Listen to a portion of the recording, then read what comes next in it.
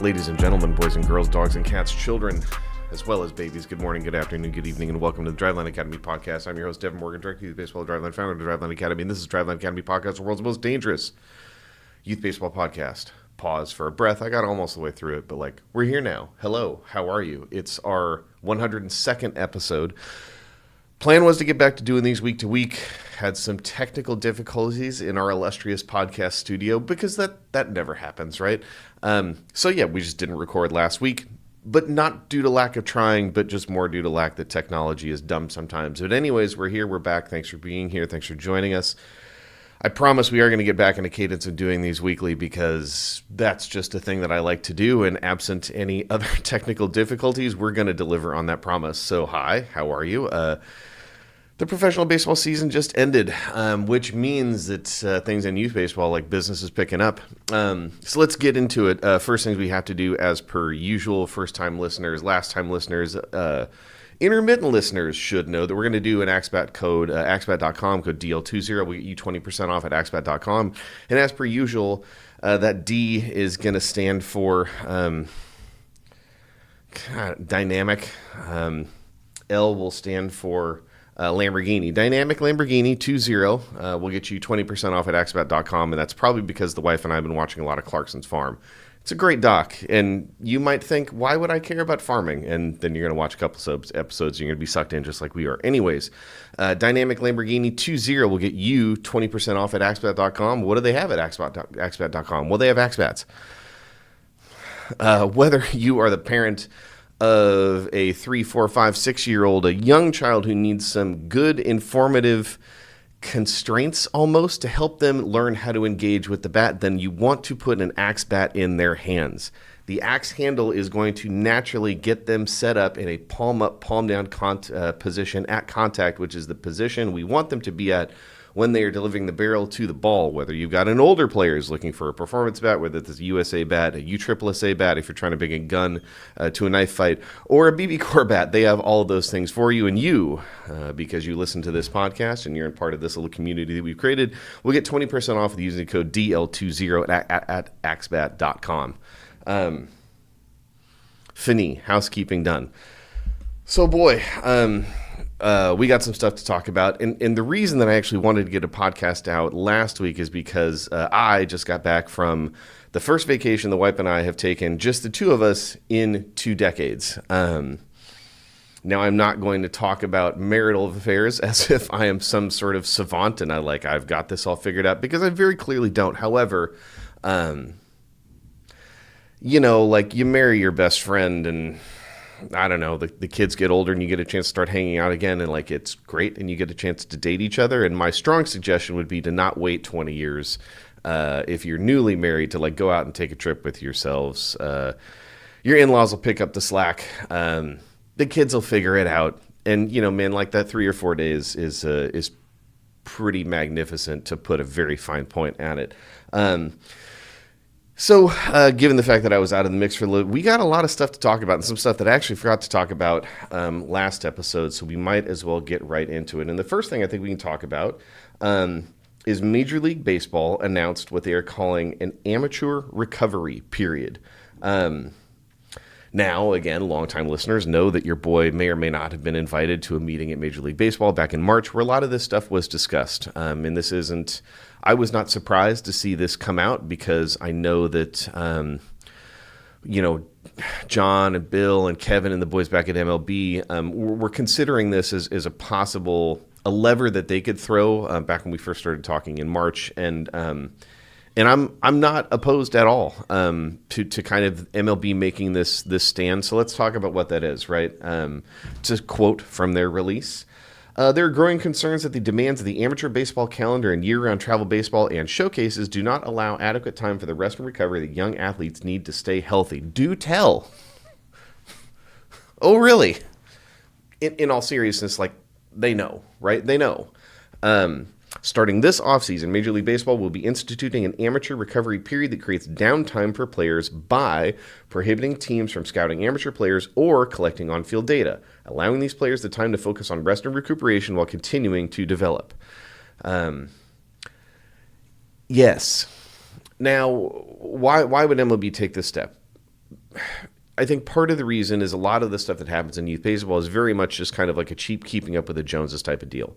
So to zoom out a little bit, right?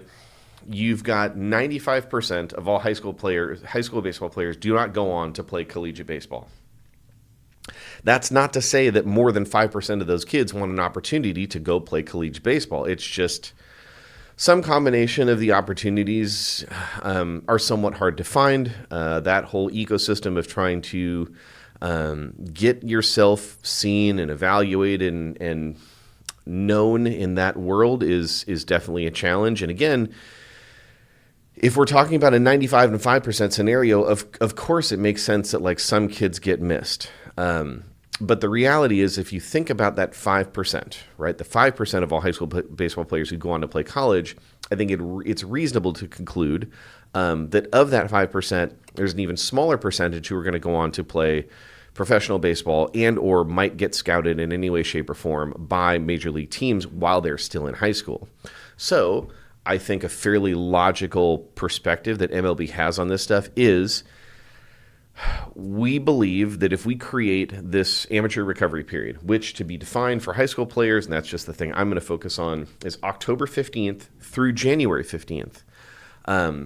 The thought is if putting in that amateur recovery period for all high school players does mean that probably those kids at the top of the food chain who are actively getting scouted by professional coaches, well, then their behavior has to change, right? Then there isn't as much incentivization for them to go out and play tournaments or do showcases during this period of time, this October 15th through January 15th window. And if that's true, if the top end of the food chain isn't going to participate in events in and around that period of time, then does the behavior of those kids and the choices that they now kind of are forced to make about how they're going to spend that time, does the tail wag the dog a little bit of how that affects the remainder of the, call it, well, let's think. If it's 5% gross, right? You got 5% gross of kids in high school that go on to play college baseball.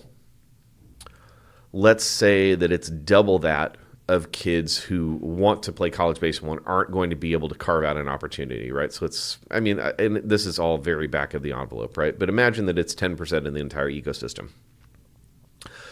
What MLB is trying to do, if I could speak for John and the folks back in the big office, or at least just what I would conclude based on our conversations, is that they're trying to have that very small subset of this overall 10-ish% number, that small subset of kids, because you're forcing them to choose differently during this period of time of October 15th through January 15th, that you want the rest of the market to follow in suit. To get back to the report, right? The idea for this initiative was a result of league discussions with medical experts and scouting directors, college coaches, and other key figures in the sport. I'm going to put key figure in the sport on my business cards. The year-round culture of amateur baseball and the pressure to skip rest and recovery in order to constantly perform at maximum effort has been identified as a key factor contributing to the dramatic increase in amateur pitching injuries. If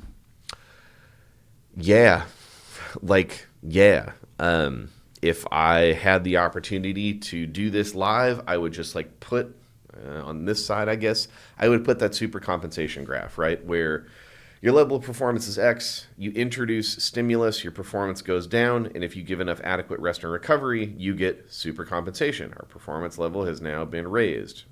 I'm kind of looking over another pop-up on the screen, so hopefully I got that right. Absent that ability to properly rest and recover, you not only do not get that super compensation benefit, but it also starts to give us a little bit of perspective on what we also understand about why do kids get hurt? How can we understand this scientifically? And to wit, again, another graphic that I would put right over here is you introduce fatigue and you start to see kinetic and kinematic changes, meaning the way that our body produces force and the way that our body, sequences in order to produce force gets worse. Makes sense, right? And as that decay continues, you start to see decreased performance. And if you continue to participate and perform at a high level without taking adequate time to rest and recover, you are ultimately opening up the door for injury. That's not to say that that's the only way that kids can get hurt in our sport.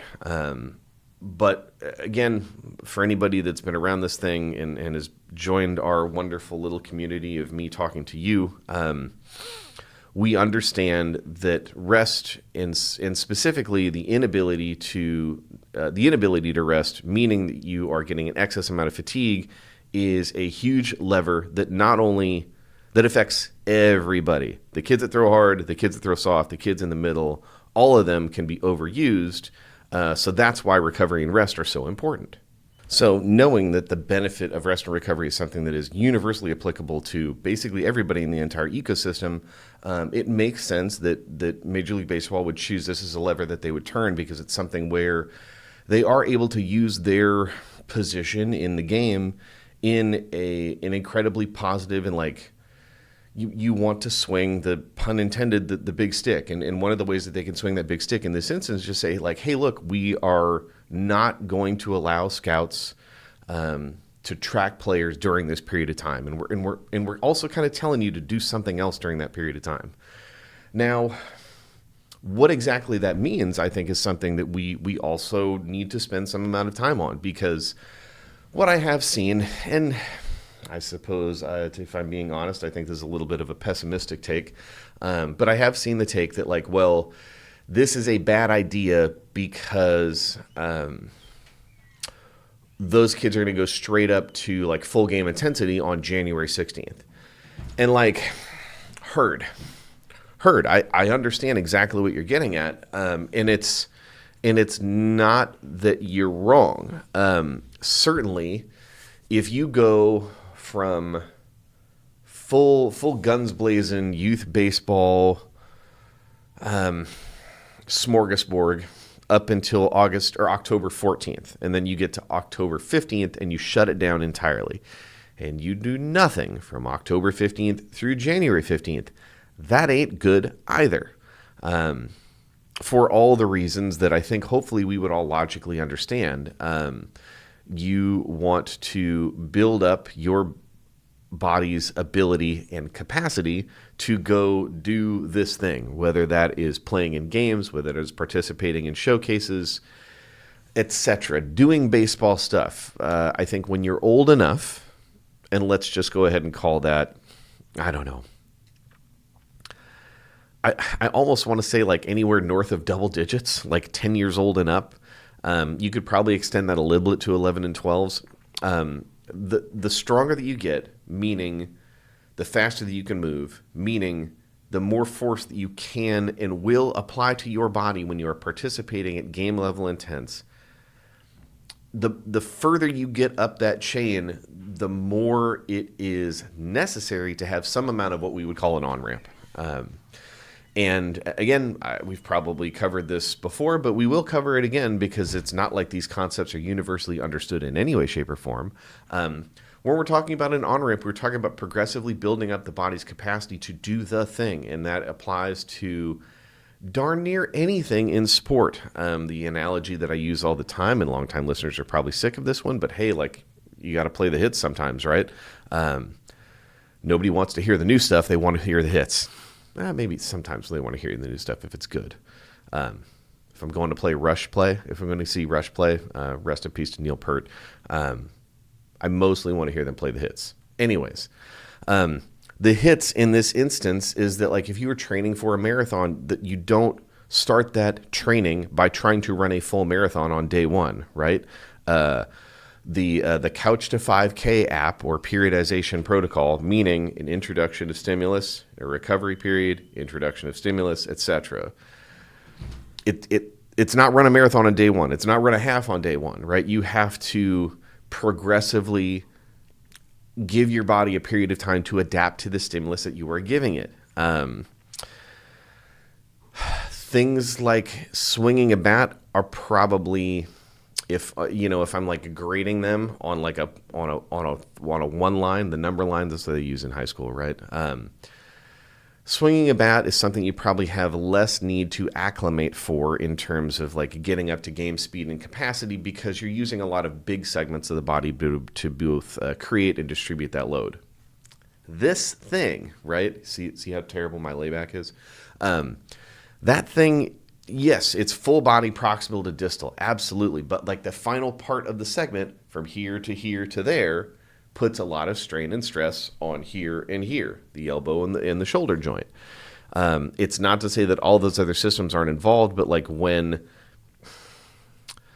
I don't want to say that these are your failure points, but they are the smallest joint segments that have to accept and tolerate the greatest amount of force, I think is how I would say it. And if anybody wants to heat check me on the, feel free. I'm pretty sure that's how it breaks down. You want to have a period of time where you can progressively build up your body's capacity to accept and tolerate that force, and then ultimately produce more. Again, part of the reason that we're big advocates about like pushing the ceiling when it comes to throw ball velocity is that like the greater that your capacity gets up here, anything below that, you're closer and closer to cruising, right? My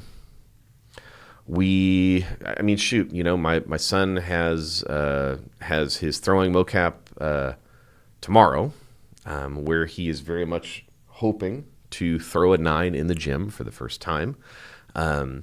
And he had a hybrid day on Sunday, so a couple days ago.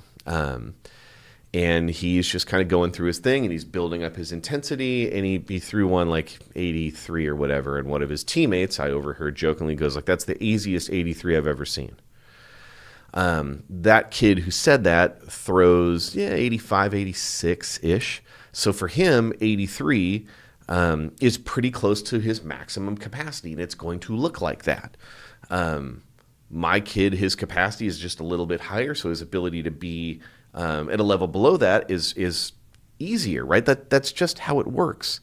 So hopefully the outcome of this thing is that no one is going to do the dumb thing. And I mean, I'm not trying to be judgy here, but it's pretty dumb to go cold October 15th through January 15th, showcase immediately after January 16th without some amount of on-ramp to that.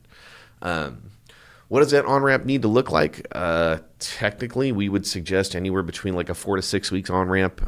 You can look at things like our free youth player training PDF that's going to have a throwing program that you can follow to kind of how to do that on-ramp. If you're an older high school player, you can look at our free 8-week program that's also going to give you some clues about how to do that on-ramp. You just need some structure there. You need some guidance. And if you need more guidance or more structure than that, well, then support at drivelinebaseball.com, 425-523-4030. Go talk to Emily. Go talk to the squad. We'll get you right. But you need some amount of build up to this thing. So while I understand what people are saying when they kind of like poo-poo this initiative and say, oh, Major League Baseball should just kind of stay out of the way and the market's going to decide. Well, like, yeah, the market showed that we had an excess of almost 50% of UCL surgeries being performed by the Andrews Institute, where the clients for those surgeries were children, high school and younger. That's what the market showed us. That's why folks in the league office are actually trying to take some amount of steps using the leverage that they uniquely qualified to have and send some signal to the marketplace about, hey, there's a smart and a not as smart way to do this.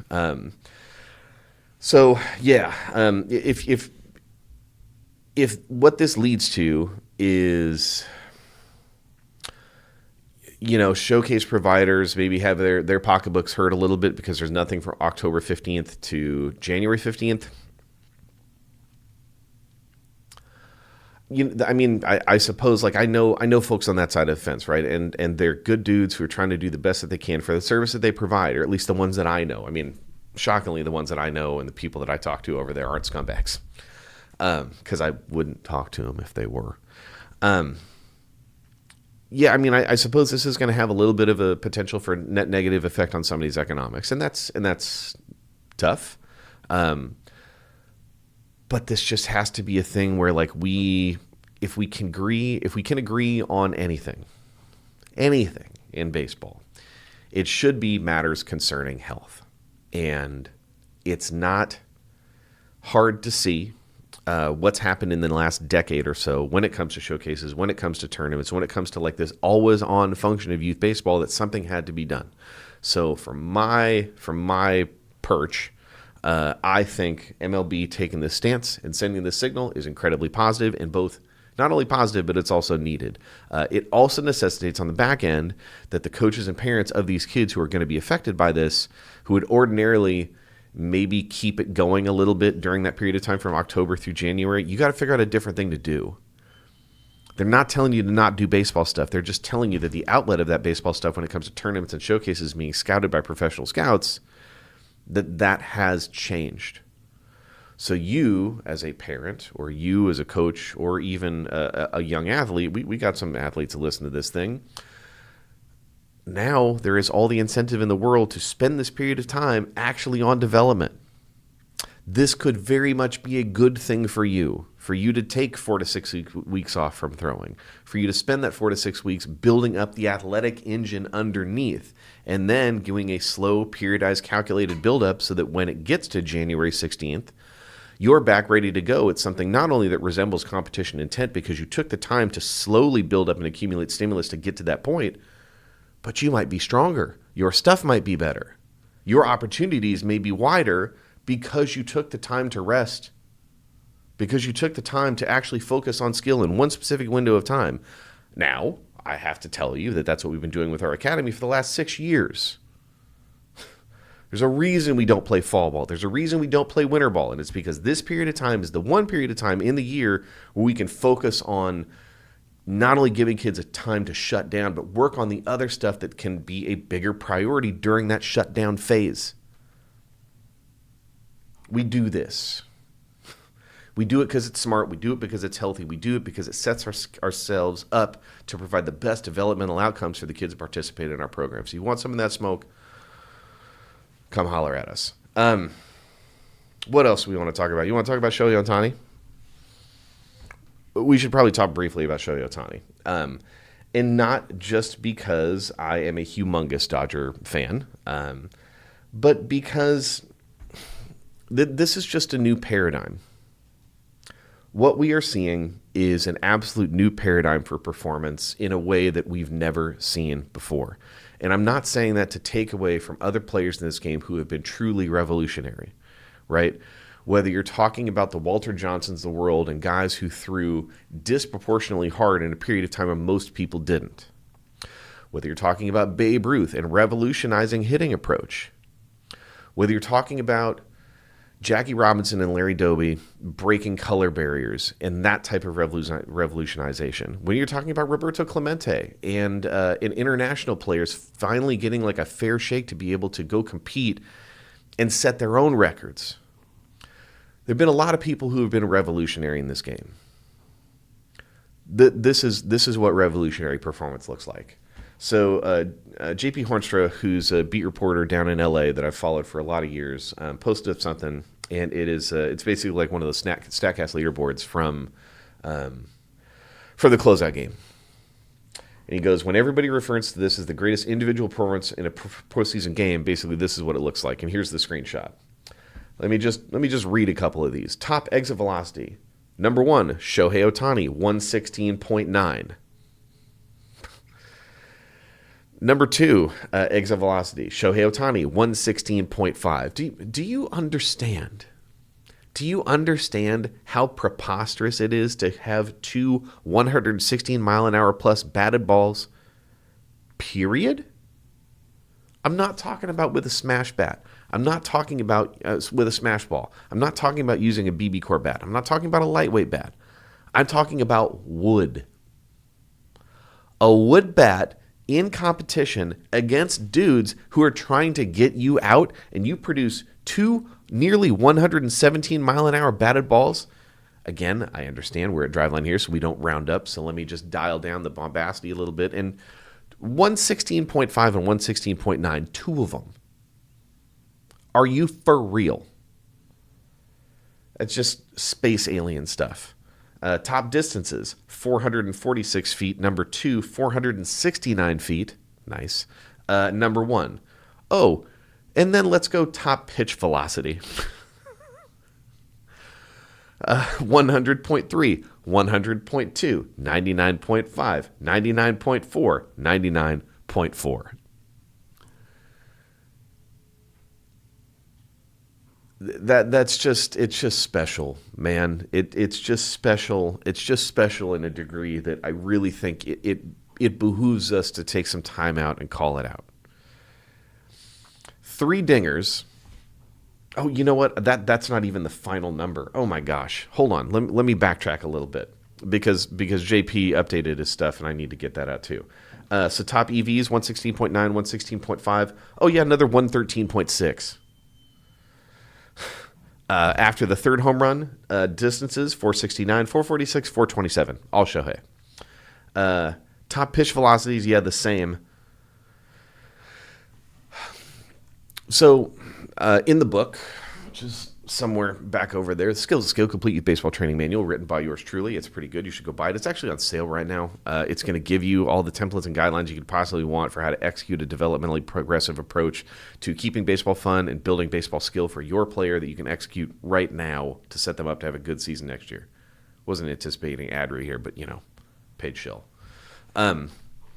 In the book, the first chapter, I read about the idea that, like, from the time that I was born in 1977 to the year of 2022, which I think is when we first started writing that intro, if you look at not only all the kids that are born in the United States, but just like worldwide, those numbers might be a little bit fuzzy, but I digress.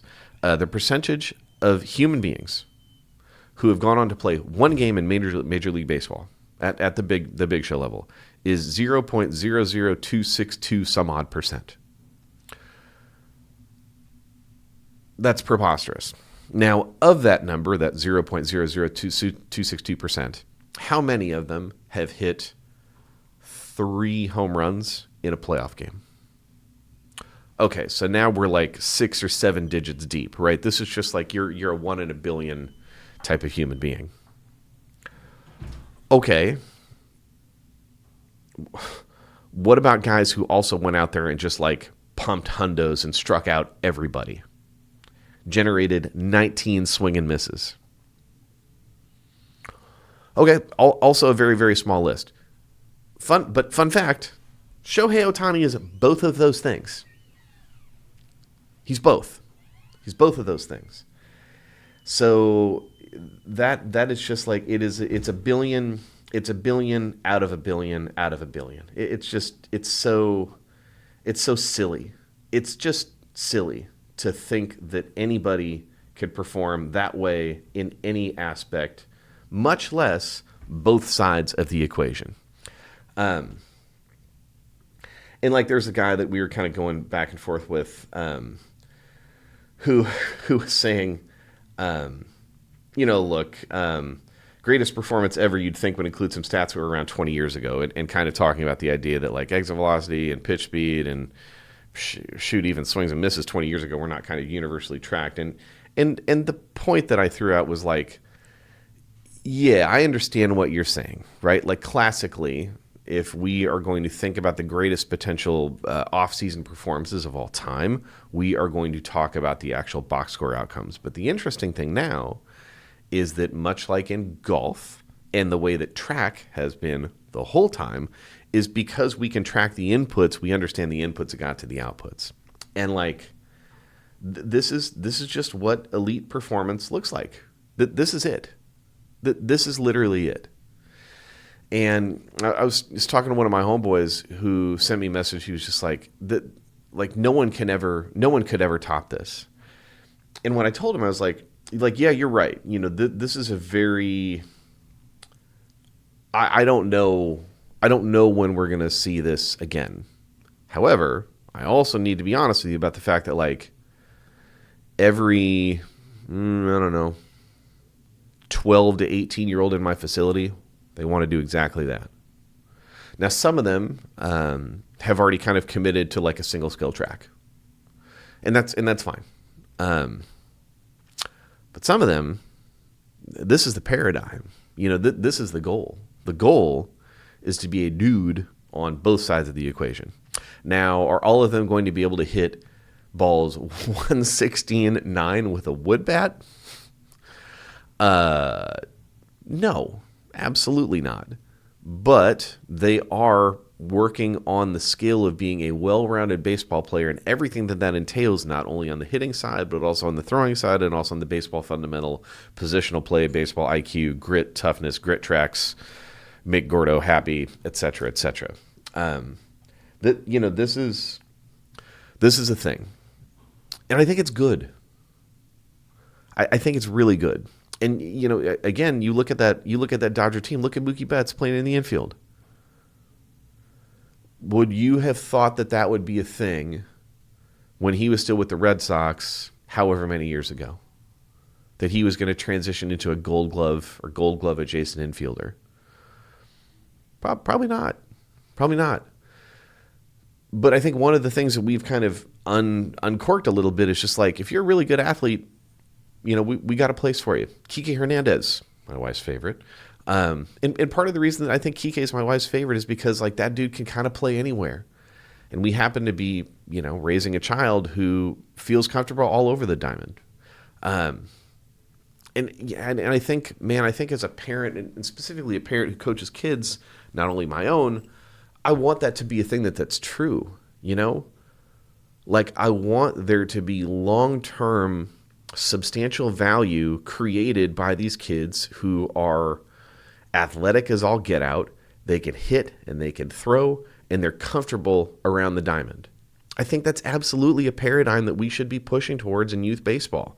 And again, Paige Schill, whatever, that book tells you all about the reason why you want to do that and how to do it. You can't control some of the opportunities that are going to be presented in front of you. What you can control is your preparation for said opportunities. My kid got a chance to get called up at varsity as a freshman because he was competent and competitive in playing in an outfield spot. Is outfield his favorite? No, not at all. But when he was younger, I moved him all over the field. I did a lot of other things wrong as a coach at that period of time. But one of the things that I did right is that I think I moved him around the field. Did I know that he was my best shortstop at any given time? Yeah. Did I know that he was my best pitching option most of the time? Yeah. When he was younger than 12? Absolutely. Was he my best catcher? Hands down. I lost games because I didn't always put him in positions to exert the maximum amount of leverage. Now, hey man, if it was bottom six, if I could have him pitch, I'd have him pitch. If I couldn't have him pitch, I'd probably have him play shorter catch. So I'm not telling you that like I'm absent or ignorant of the need to, in a high leverage situation, but your highest leverage players in positions. Like, yeah, absolutely. But again, one of the things that book is going to talk about is like dividing your season into a developmental phase and a competition phase. And the point of that developmental phase is to learn as much as possible what you've got. And the way that you do that is you don't just pigeonhole a kid to be a right fielder because right now they suck and it's the only place they can play. Your job is to teach them. What are you teaching them if they don't get any opportunities to learn? What are you teaching them if you don't give them opportunities to fail? Every youth baseball game can't be graded with the same level of importance. That just can't be true. And if that's not true, then we are abound with opportunities to increase the amount that we can learn, to weaponize opportunity for learning and discovering and failure and success. You have to show them both sides of the coin. Anytime you look at a youth baseball outfield and you see a disaffected, non-engaged right fielder, I guarantee you that kid gets stuck in that position all the mother effing time. So they go out there and they fall asleep and they pick at the grass and they look at the sky and they do all the things that as coaches drives us nuts. And they do that because they don't get any action. And they get used to that. Can you blame them? So then when a ball does go out and hit to right field and that kid is asleep and they get a bad jump and that ball is not caught and that ball is not picked up and that ball is not getting back to the infield efficiently, why would you expect any other outcome? 90% of all baseball plays don't end up going like in the opposite side, right? We put kids out there sometimes because we We need coverage. Again, this is more applicable at the 12 and under level. Like, we need defensive coverage, but I don't. The kid that gets stuck out in right field is typically not in competition for your shortstop spot. Does that make sense? But they should be. They should be. You should give that kid an opportunity to show you what that kid's performance looks like when they're actually engaged with the task, when they're connected to the game opportunity, when they understand that even if they are in right field, that there are opportunities. You can train that in practice. You can train it in scrimmages. But if all you do is pigeonhole that kid in practice and you pigeonhole them in games and then they fail in a game and they're not engaged, is it the kid's fault? The kid write up the practice plan? Did the kid create the defensive stations that you were running? Did the kid just pull themselves out of any infield, high engagement, high skill task environment to cultivate like a well-rounded sense of fundamental baseball defensive competency? I don't think the kid did that. You did that. And I did that. I did it too. I started to do it differently, and that's when my teams, I think, started to perform a little bit better and we produced better baseball players. And shoot, man, if I got to pick between the two of those things, greater team performance at a 12 and under level or producing better baseball players and go play high school baseball and can jump on opportunities that are put in front of them, I'm taking the latter 10 times out of 10. Anyways, Shohei is just it's just an absolute space alien. We got to talk about some of the other baseball stuff. Geno Suarez had perhaps the greatest shanked home run in Seattle Mariner history by far. Major League Baseball history. I guess I'd have to dig a little bit deeper into my own preliminarily Alzheimer's riddled brain to see if that's really the case. But I've been, born and raised in Seattle, never left. I shut down my heart from caring about the Mariners probably about the time that my kids were born. We had suffered through the Jack Zednarik era, and I was just done, man. Dave Niehaus passed away, and I didn't want to raise my kids around watching bad baseball. And I also knew that Vin Scully only had a limited amount of time left with the Dodgers, so just like fully doubled down. Now, you can't tell me much about what it means to be a Seattle Mariner fan unless you have been in the Kingdom and were a Lefebvre believer and were like there before 95. You can't tell me nothing because I've been through it. And I have been through A-Rod leaving and Randy Johnson leaving and Ken Griffey Jr. leaving. I mean, we've been through it. And over the course of the end of this season and this playoff run, I'm watching this Mariner team and I'm just like feeling myself like slowly drag back because they are a great team to be able to root for. And I watched a lot of Geno Suarez ABs, and it looked like he was constantly late. And it looked like he just absolutely needed to train some bat speed to get back to where he was because he was constantly getting beat. He was constantly getting beat late. And then, base is full. Gets a heater that's, middle out-ish. And he's beat. He's absolutely beat. He did not get that ball flush, and it still went over the fence. If you don't understand that that's an argument for bat speed, I do not know what to tell you. Because he didn't get that ball flush, but he got it flush enough, and he did not get there on time, but he got there with enough bat speed and enough flush contact to have perhaps the most momentous home run of recent Mariner history. I'll just put it at that. I'm not going to, compare and contrast that to anything that happened back in 95 or 01 because different deal. 20, 30 years different.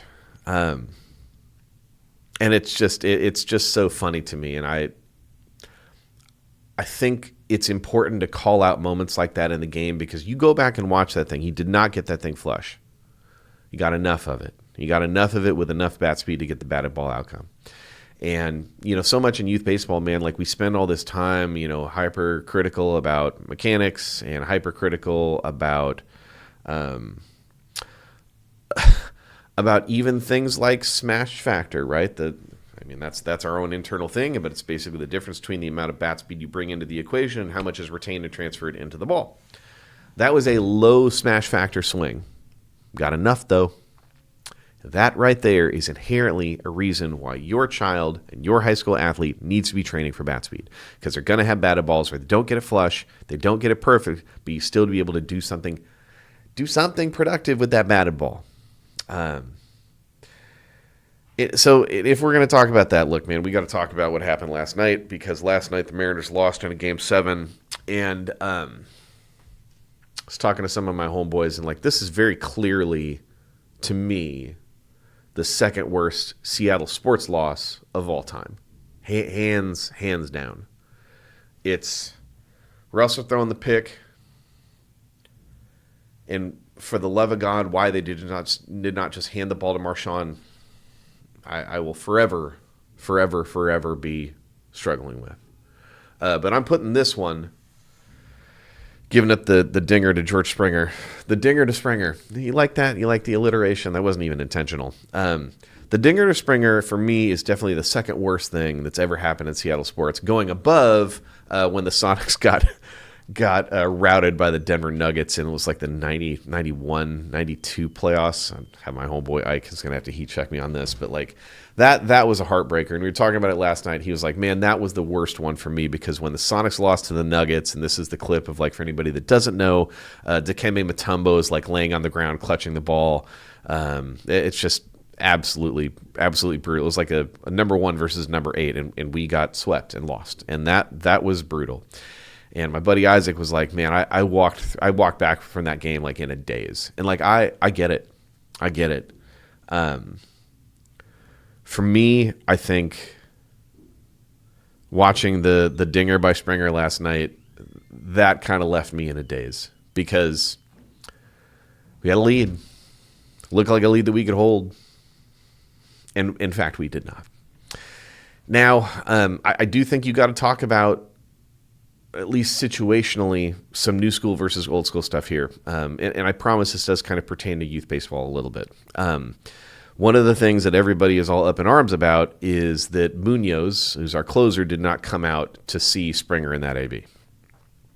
I think it's fair to assume that Dan Wilson's intention there was to like hold Munoz for the close. And that's kind of like an old school thing to do. Because you bring out the closer when it's time to close out the game. You don't bring out the closer when it's like a high leverage situation. It's not a closing situation. That's a more modern day thing to do.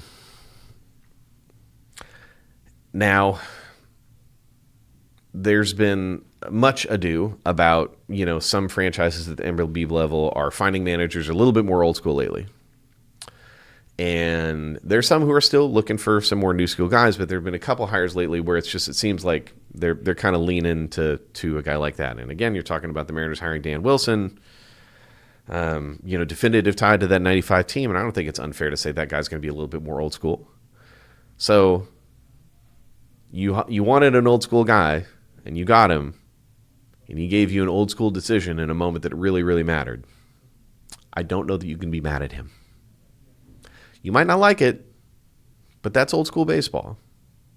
I'm not going to bring in the closer when it's not a closing situation. It's a closer. That guy, he gets hot in the 8th, he comes out in the 9th, he closes the game. That's how it goes.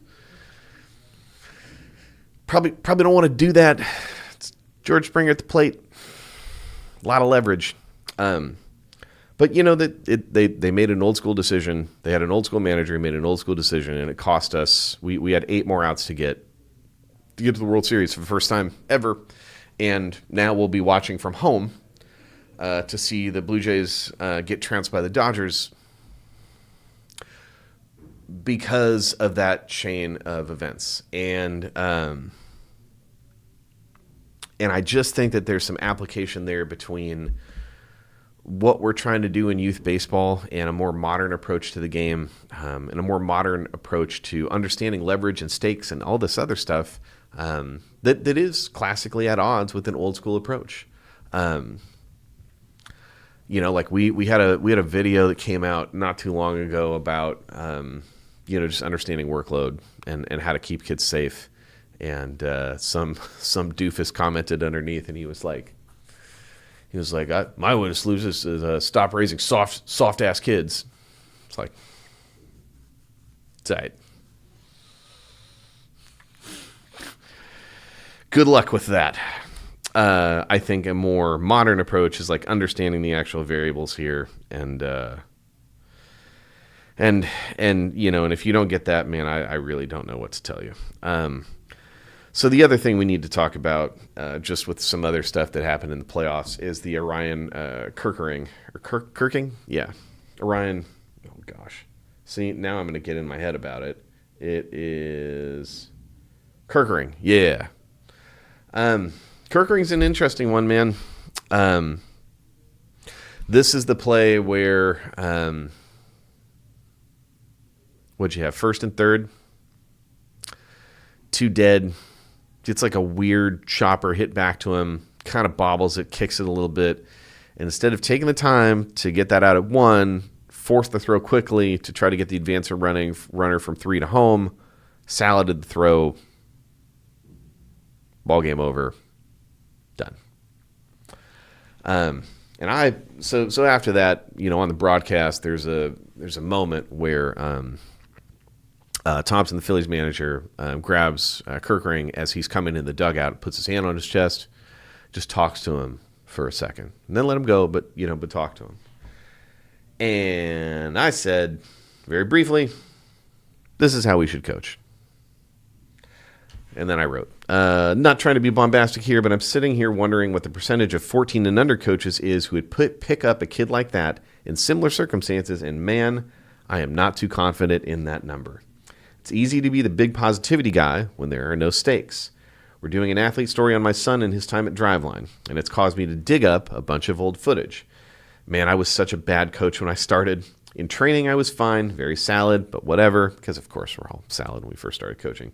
In the games, though, I was just kind of a dick, and that's true. I sincerely wasn't trying to be that way, but in listening to myself coach 10 plus years ago, it's clear that my own competitive desires colored my tone and my delivery. You ever had those conversations with your kids and they're like, you're yelling at me, and you're like, this isn't a yell.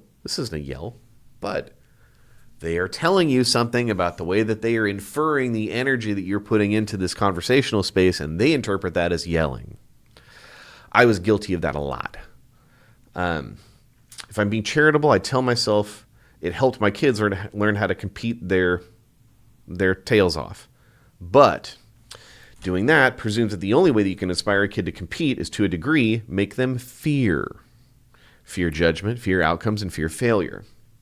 Obviously, some of that fear is natural, but am I actually helping a kid if I assist them in doubling down on that same fear? We've talked about this often. This is the Jean Piaget concrete operational, formal operational gap, and the fact that the reason that kids are emotionally attached to winning outcomes is because losing makes them feel afraid and unsafe.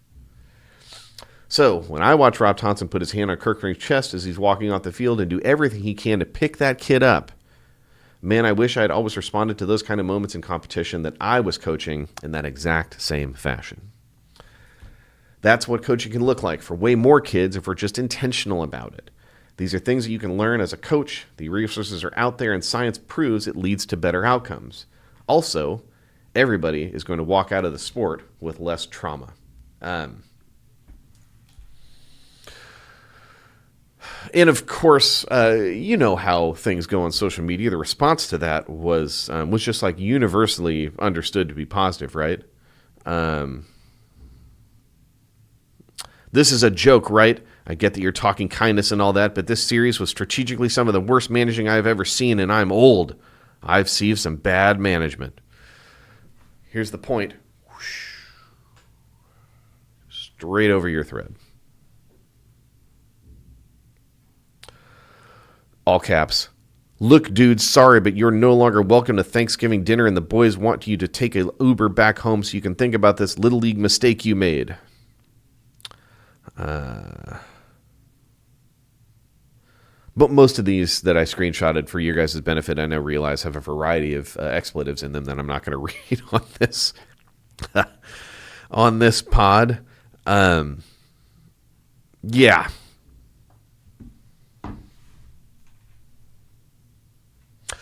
I don't know, man.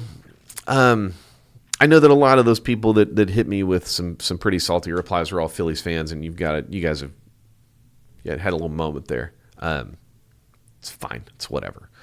I will say, a lot of people I think got it, and this is one of those things that, like, it's probably not going to happen easily. It is going to take some amount of intentional effort and, to a degree, training to understand how to weaponize an approach like this, right?